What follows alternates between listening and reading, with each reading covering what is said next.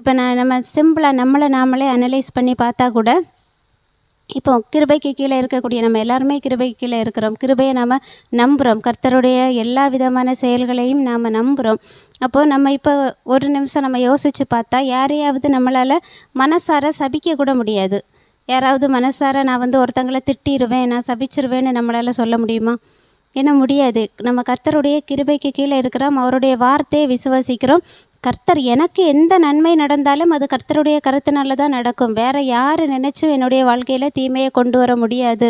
யார் நினச்சும் என்னுடைய வாழ்க்கையில் வரக்கூடிய நன்மையை தடுக்க முடியாதுன்னு நம்ம முழுமையாக கர்த்தரை சார்ந்து இருக்கும்போது யார் மேலேயும் விரோதம் வராது, யார் மேலேயும் கோபம் வராது, எரிச்சல் வராது, சாபம் விட மாட்டோம், எதுவுமே பண்ண மாட்டோம். ஏன்னா நம்மளுடைய இருதயம் முழுமையாக கர்த்தரை நம்பி இருக்குது.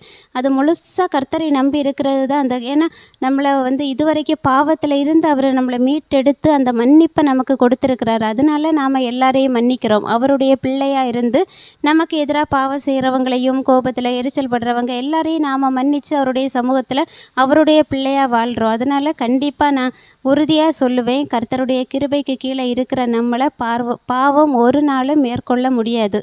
ஏன்னா நம்ம அவருடைய செட்டையின் வரைவில் இருக்கிறோம். அவர் நம்மளை கண்மணி போல காத்து கொள்வார். நாம் என்றைக்குமே அவருடைய சமூகத்தில் அதை உறுதியாக பிடிச்சு அதை சந்தோஷமாக அவருடைய சமூகத்தில் இருக்கும்போது கண்டிப்பாக நாம் அந்த நித்திய ஜீவனுக்கு ஏதுவான வாழ்க்கையில் தான் போவோம். பாவத்திற்கும் மரணத்திற்கும் நேராக நம்ம கடந்து போக மாட்டோம்.